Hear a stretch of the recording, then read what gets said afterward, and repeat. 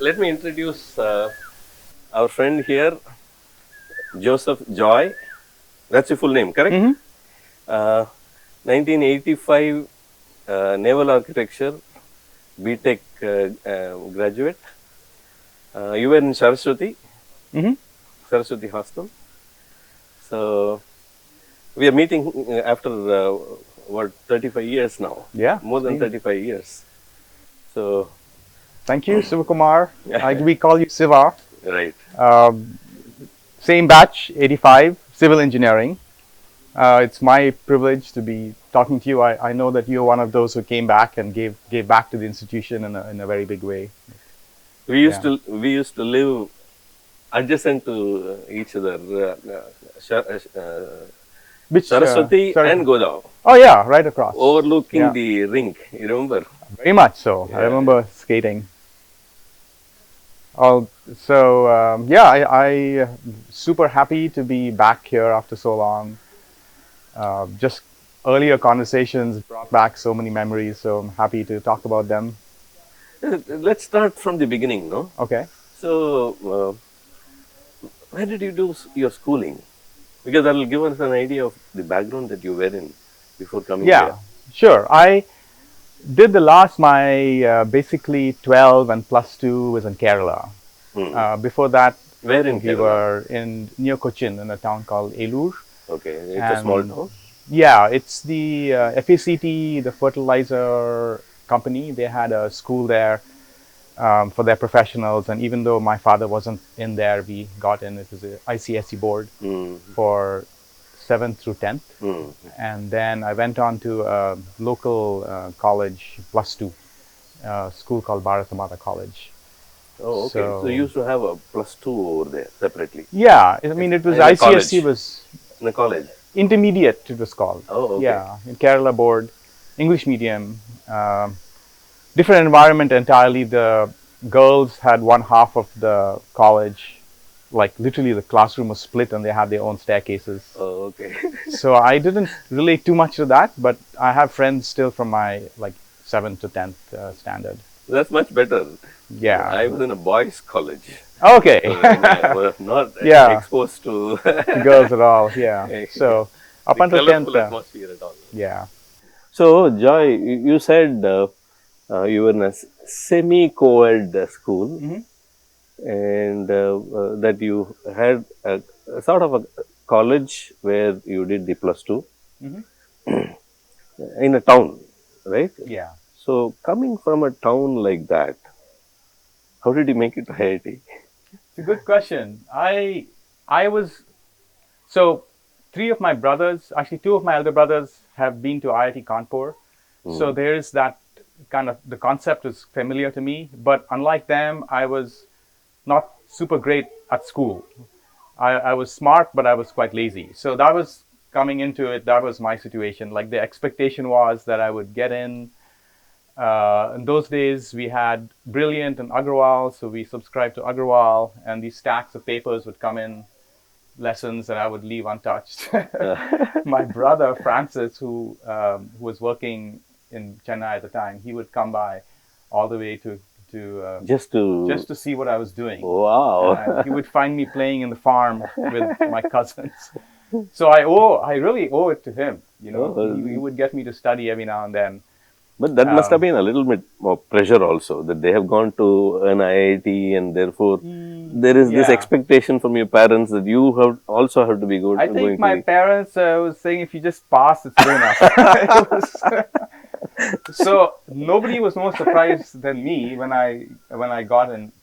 In fact, I didn't even bother to check. You know, my friend checked for me in the newspaper. He used to come in the newspaper. Well, that's very similar. That's how it happened to me also. I was not in town also at that time. I see. So I just wanted to say here that to me, my expectations of myself weren't super great, but it completely changed IIT. You know, because I, of course, very surprised to get in, but then I realized that intellectually I was pretty much in the peer with all these great scholars. So it really had I can't even imagine what my life would have been like if I had gone through the, typical usual, right? Yeah, engineering college. It might have been fine, but. Okay, so when you came in as a freshie, Did you find it to be a familiar environment, or, oh my God, this seems very different?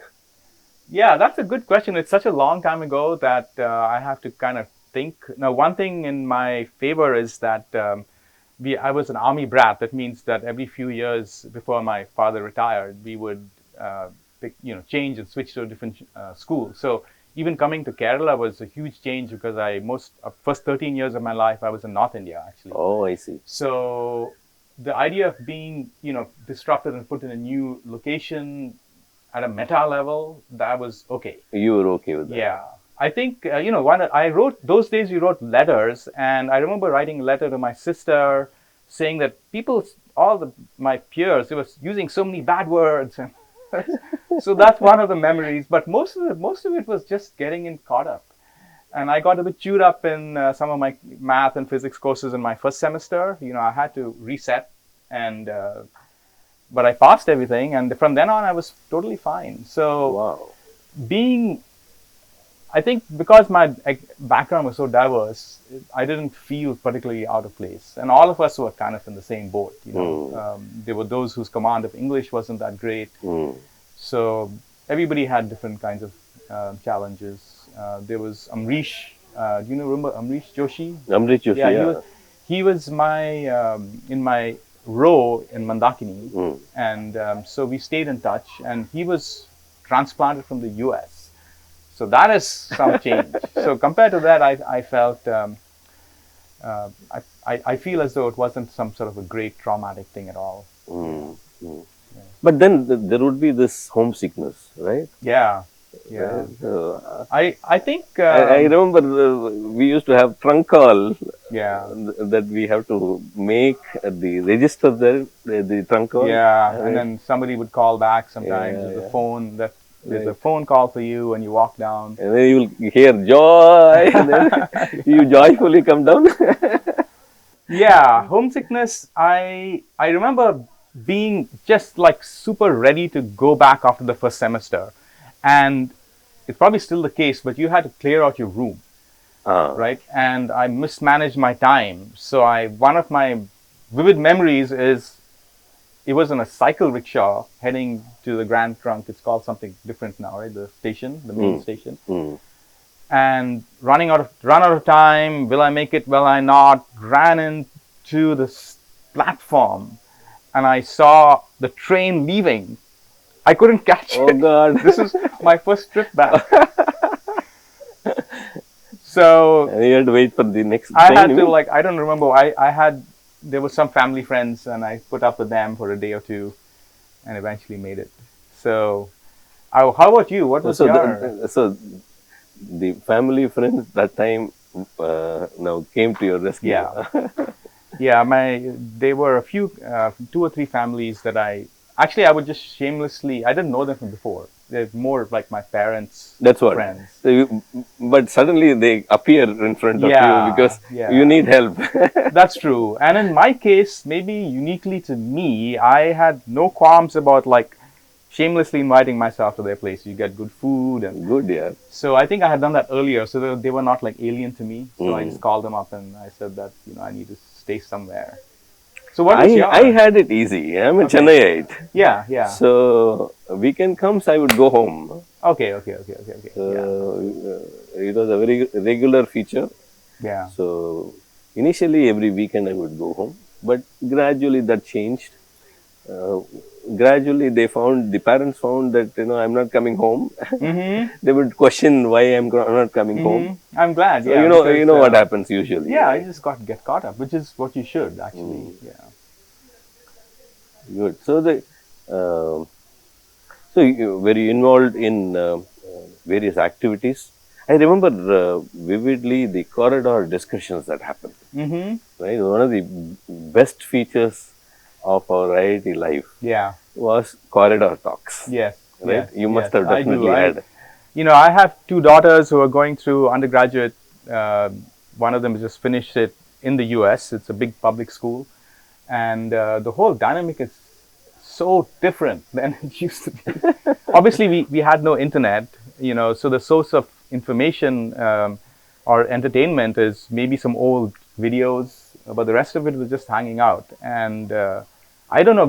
I know that we tend to romanticize things, but I truly think that is something special. Random, not just the hallways, but in somebody's room. Yeah, sometimes And in somebody's room, Yeah. and you don't ask for permission. You just enter. yeah, it was just It's a very different culture altogether. So, Joy, corridor talk is one thing, but the amazing thing is somebody suddenly barges into your room, or you go into some other room, Yeah. which is not something that that happens today, right? I don't you know. need to give a call and ask, "Are you there? Can I come?" yeah, Even to close people. yeah, yeah. Right? It Tell was me it about was it was it was informal, and I think part of it was the shared experience of things like water shortage. Mm.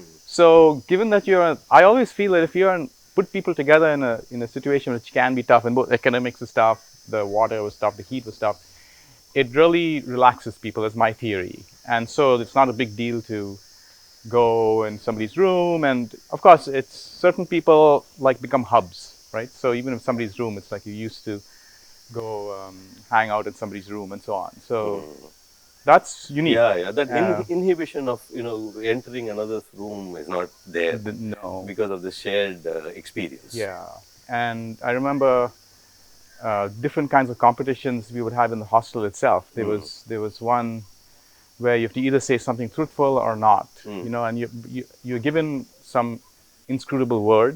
There's a name for that competition, but and then some people would say, most of them would say the wrong things, and one person would say the right thing. Oh, you need to identify which one it is. Yeah, Okay. and these kinds of things spontaneously erupted. I was always, maybe my love for puzzles came from those days. Something would circulate around, and we'd wait for A. Ramesh to be the last person because he'd probably solve it. Else the problem would be solved, right? Yeah, actually, I remember once, it's like he had such a reputation that there was this one puzzle my brother gave me, which was like 4 bugs all crawling towards each other at the same. They basically form a square that rotates and eventually. And there's an easy way to it, but I actually formulated using calculus, like a sum, which is actually a more laborious way. But I remember A. Ramesh just comes like, that's not bad, which for me was high praise. Coming from Yeah, Ramesh. exactly. But this is an important part of like defining who you are. I think for me, that's going back to what I said earlier about it really transformed me. It made me confident on an intellectual level. So, yeah. And also, I think this tribulation, which is tough when you're going through it, like keeping a bucket of water for the day because you have that one window. Exactly. And you wash your somebody would clothes, have steal a it. bath. Somebody would steal it. Yeah. So these kinds of things, they may have been tough at the time, but I feel they make you better people, So it made me more robust, I think, and a lot of us. Even Very true. We went on this hike yesterday, right? Yeah. Or day before, and it was tough, but somehow We just were all muddled together. through. Yeah. It didn't feel it is tough. Yeah, Right? and yeah, it was It's only okay. when I came back home, I felt, oh my God, this is aching, that is aching. Yeah, and super hot. So So, do you remember when we had quizzes? A lot of quizzes. We periodicals, we yeah. have given at least about 100 quizzes. I guess you would know, being dean. I don't remember exactly. but Yeah. Quite a few. Yeah. And most of the times we are unprepared. Yeah. I'm glad to hear that because I certainly was. I was unprepared. But there is usually a guy who is a person you go to, ask, how do you answer this? And you get the answer. Yeah. The same thing here? In my case, I think I did a lot of study by myself, when I did do it. And otherwise, I just struggled through. So I know that there were the people who kept good notes and so on. For me, I actually, when I was awake, I would keep very good notes for myself. But a lot of times, if you actually look, I wish I had some of those notes, but it would start out blah, blah, blah, blah, blah, and then literally degenerate.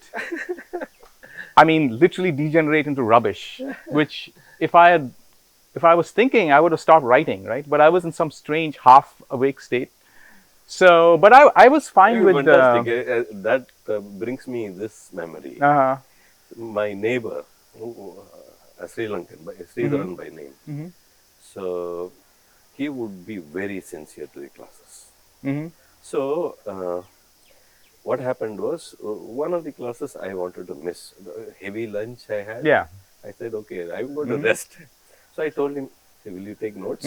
He said, yeah, of course. So he takes notes. The next day I thought, okay, I have the notes anyway. And then look at it. I couldn't understand it at all. Wait, that was his or yours? Because he was just dozing off. Oh, the same thing. Yes. And actually talking about handwriting and notes recognize what his own. Yeah, that happened to me so often. So talking about handwriting and notes, like to the present day, most people use a laptop, right? Yeah. So your handwriting used to be good?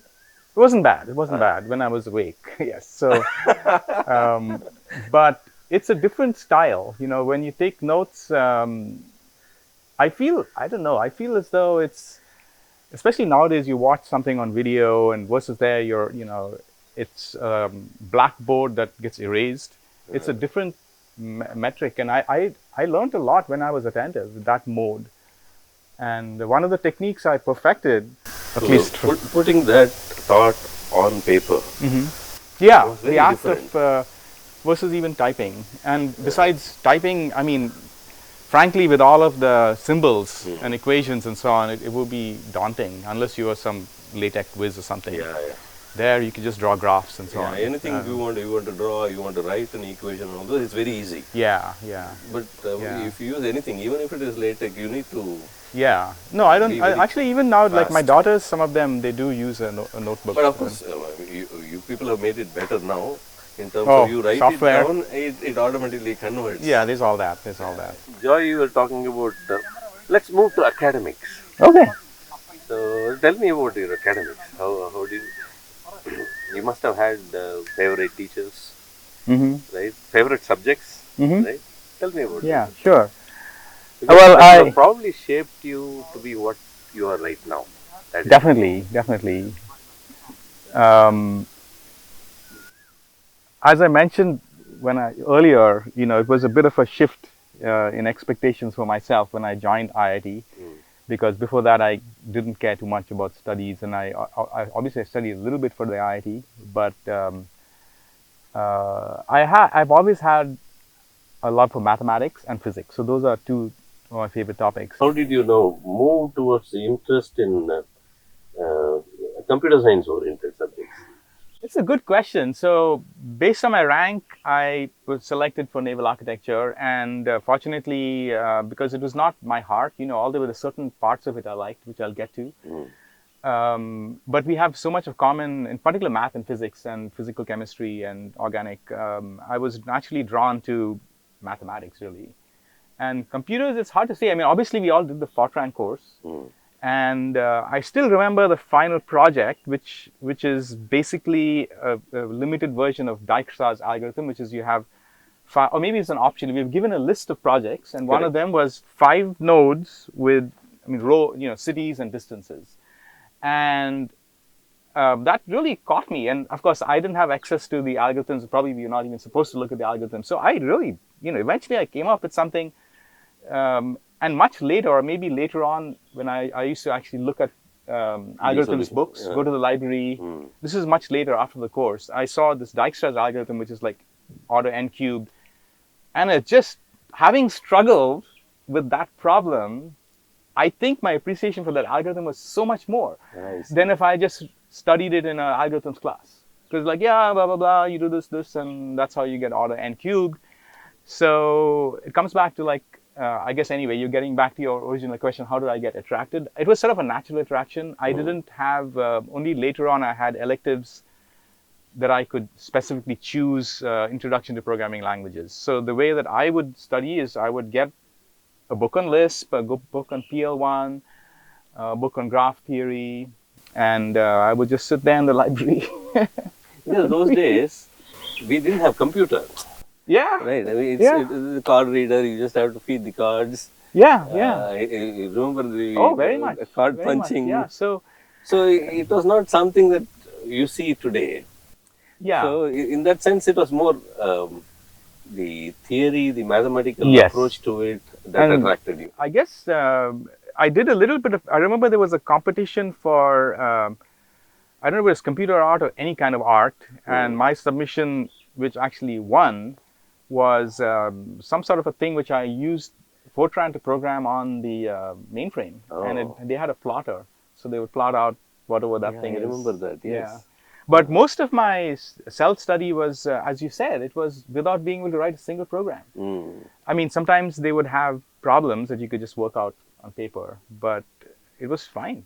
Lisp, all of those. So, and then later on, I got to do some programming. There was a little tiny little HP computer in the ocean engineering lab Oh. that I kind of took over until somebody politely asked me to like back off. It's like, this is meant for ocean engineering, even though they weren't doing much with that particular computer. And then there was a graduate student. I wish I could remember his name because I owe such a lot to him, but he had access to the Prime computer, which was the one interactive Okay. workstation, which is something that I Yeah, said, you where mean you to can say, just directly type in yeah, the. if you make a mistake, Correct, right. you can backspace and then you get the instant results. But a lot of us who have been through this, we claim that our, who are in software, we claim that our discipline has come from those days when, the consequence of a semicolon was pretty bad, right? You'd submit your So much deck. of change, so much of difference between how we learned and how they learn today. Yeah. It's a whole Any comment different on world. that? Oh, I have a lot to comment because, I worked at Microsoft for 23 years and a lot of it was, you hire people, and so I would do campus interviews, and so I'm quite, and it's a topic, dear to me, is like the evolution of how people learn is sort of, as an amateur, I'm interested in that. So I can't unilaterally say that somehow it was better than this or today. The world has changed. Access to information is so much better now. But the one thing I think, which I've heard from other people in industry, is just the sure dogmatic nature. If something is hard and there's some setback, it was just life as usual for us. Exactly. Right? It wasn't a big deal, but I've heard that for some people currently they get frustrated. It's very different. And they may just give up the problem actually. It's very different today. Yeah. You get perturbed if you don't have back of the book answer. I see. Or if you are doing a project work and it's just taking a little bit, some sort of setback, Yes, then, challenges are there. Yeah. And how they don't think, okay, challenges are good. Yeah. Not that we thought challenges are good, but I think we went ahead looking at challenges as to how to resolve them, etc., etc. Yeah, it was a Compared normal to thing. sort of getting stuck with that, right? Yeah, it was not something associated with, something negative necessarily, or it was just the thing you did and you just sunk your teeth into it. Obviously, if it impacted your grades, it's something very material. But that kind of, going back to your question about what has changed, that's one thing I think which currently people miss.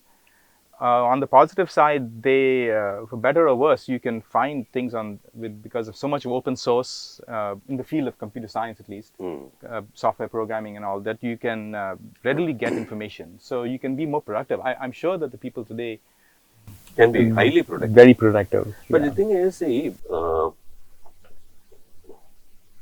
supposing you were to relate to your CGPA and what you are right now, is it a correlation?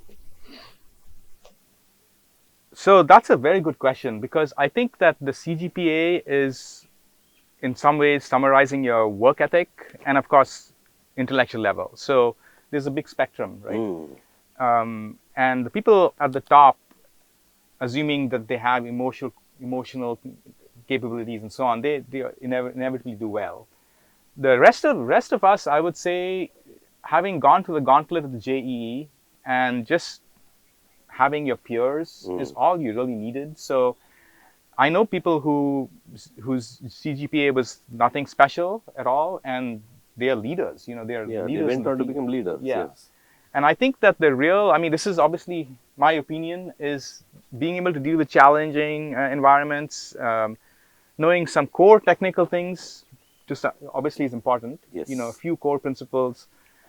But other than that, is like what are the non-technical skills you gained, being in the IIT environment in terms of just interacting with your peers, taking leadership roles. Those things ultimately, I think, ultimately decide your success. Even I think I would say even in academia. Obviously, in academia, you just needed to have a high enough GPA and good recommendations to get into the good schools, etc., etc., etc. So there's a correlation there, obviously. Well, so bring that topic in. You were relating leadership to whatever you took up as roles in either in your hostel or department. So tell me about the roles that you I took played. up. You played. Yeah, so I didn't take up a specifically leadership role in academics. I mean, I was doing pretty well academically after the initial semester or two, but I wasn't like doing anything out of my way on the academic front. But on outside of academics, I had really a lot of fun. So I'll talk about in particular the outdoor club. So the outdoor club, it was a small, a small group of people, my seniors, that they knew each other. It was a little bit of a clique actually, and they would go to Andhra Pradesh and other places on treks. And I had not actually done sort of trekking as a thing to do until I joined IIT. We were quite exposed to the outdoors, being in Kerala, North India, the army, that kind of a thing. So it was really a lot of fun. I liked it. And we went on these small hikes. And when it came for the transfer of leadership, they said, why don't you take on this role of the secretary? And I have arguably some strong points, but my organization skills is, especially then, is not one of them. So I didn't know exactly what I was getting into. And anyway, what happened was the intention of taking it along was there. Maybe. I don't know. They said, like, do you want to do this? I said, sure. Okay. And what happened was that I had a lot of friends, and so I put up this sign saying that there's a hike to, I think it was Yerkard. And a lot of my friends who'd never done hiking before, they said, oh, this sounds like fun. Let's join up. And it was beyond my skill. So I went, and I didn't delegate. Like, delegation was not a thing I could do. So I went to the railway station to book tickets. To everybody. Yeah, for everybody. And I did it. But I didn't know how to book the tickets back. And so I just didn't. And the people had the trip itself, people enjoyed it. We didn't have a place to stay. We were roaming around in Yerkard, finding a place. Eventually we found some guest house. It was amazing that they were still talking to me afterwards. But part of the reason was I was able to give them. They remember joy then. That's true. Whether it was a joyous moment or not, they enjoyed. There were similar things like that happened. But part of the reason was because I kind of introduced them to this area, this domain that they weren't only comfortable because they knew me. And we did another one in Kodaikanal. And then also into Andhra Pradesh, there's a place we used to call Tipikota that we went to. So I had fond memories. And then, of course, my really good friend Kumaran, who's, of course, involved with the Heritage Center, he and I would go tramping around all over the campus. I heard since that Venu, if I got his name right, anyway, somebody else also did that a lot. But I thought it was just... You mean the campus side, Venugopal? No. Yeah. My name is so... The basketball player. I don't remember now. I don't know. He was in our class. Huh?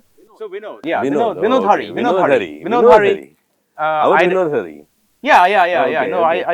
I didn't place the name with the person.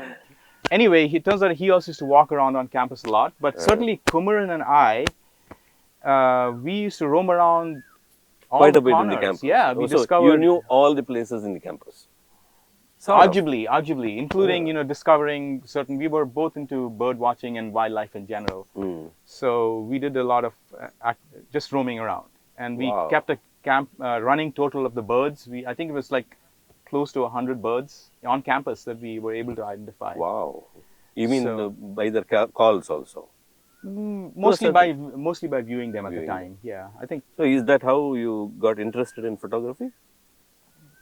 I don't think it was connected to that. Yeah, thank you for reminding me. But I also joined the photography club, and I'm not sure about that. I don't think there's a connection. Okay. But my brother got me a little regular camera, and then since then I joined the club. And in those days, probably still the case now. No, not anymore. It's all digital. Yeah, it's all Completely digital. Unless you're some Things sort have of a. changed completely. Yeah. So we developed our own black and white film, and then finally, I actually also got to dabble in color exposure. So that was also great. So, tell me about.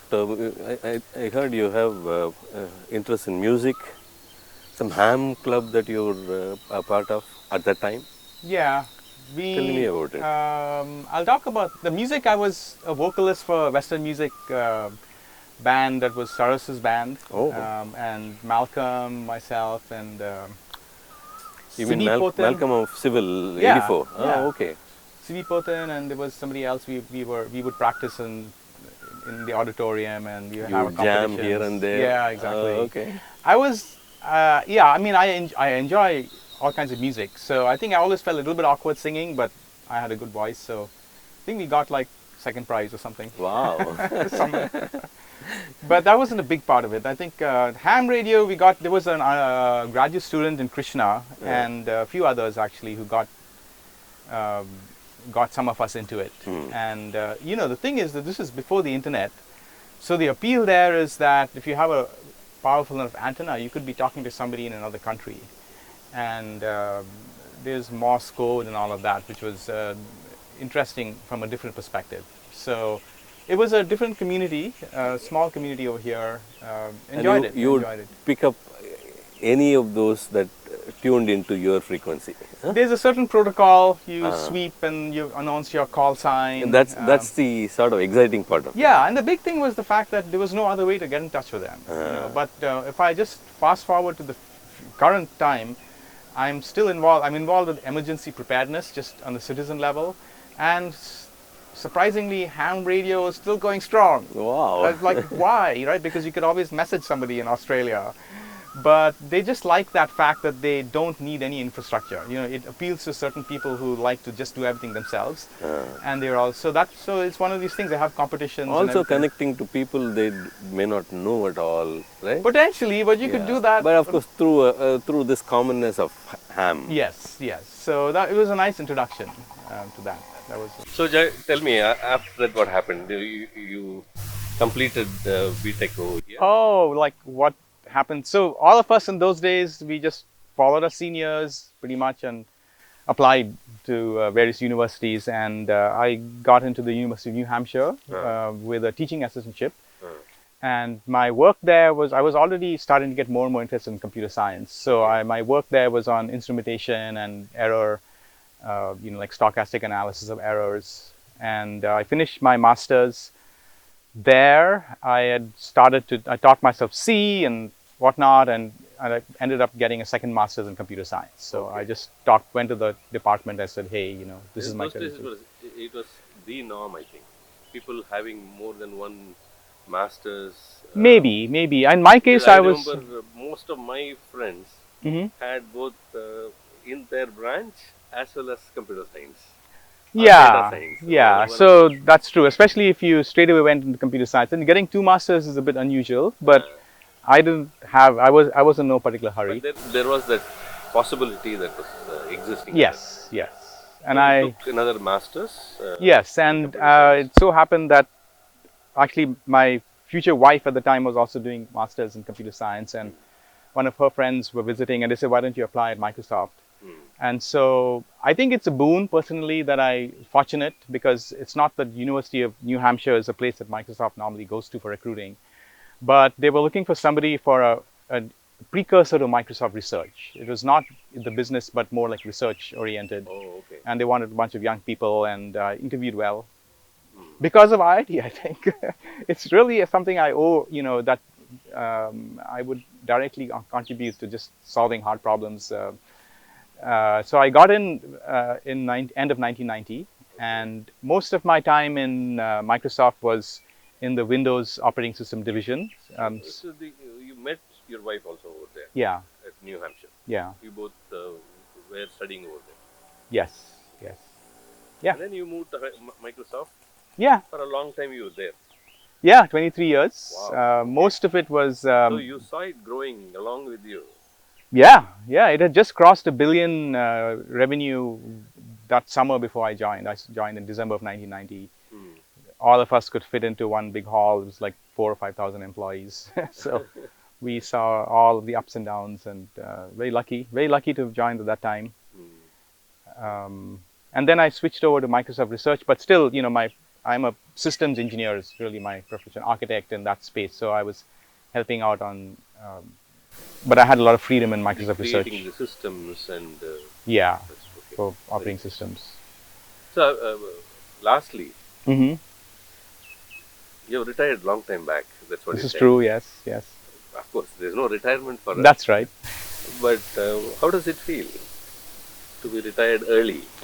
I think, yeah, the retire in this. I'm quite involved with. So I was teaching computer science in high school for a bit, just part time, and part of it is good because I have immense freedom. One of the things I pursued is just philosophy and Indian philosophy, and my manager, who was head of Microsoft Research India, his name is Anandan. Mm, He is an IIT M I alumnus. see. Yeah, electrical Mm, electronics. He and I have become good friends, and he had introduced me to some books to read on Vedanta and so on. And I think the sheer freedom to have time, that's the good part. Spend time with my family. The part which I miss is being part of an organization and doing something bigger. right. That's what I figure. Yeah. To be part of another mission. You Yes. have, of Yes. course, your own mission. It's much smaller scale, so I might go back, and join something. We'll see. But yeah. Nice. We had a wonderful time Thank you so talking. much. I wanted to say, yeah, you're one of the people who did give back to the community, right? So that's super important. I don't It's think that way. I know that, but there's this quote. It's just that they accepted me. Yeah, I always wanted to come back to the beautiful campus. And believe me, the past 28 years, I've never thought of anything else yeah. than living over here. And I think once you get older, like we are getting older, we can reflect on, the value that the students are getting much more, and the impact on society as they go out and take out all these leadership roles, and the role that IIT has to play in that. I didn't think about those things back then, Correct. but it is immense, and that way our friend is joining us. We realize that. Yeah. That is something I'm really happy that you're able to give back like that. Thank you. Thank you. Take care. Nice talking to you.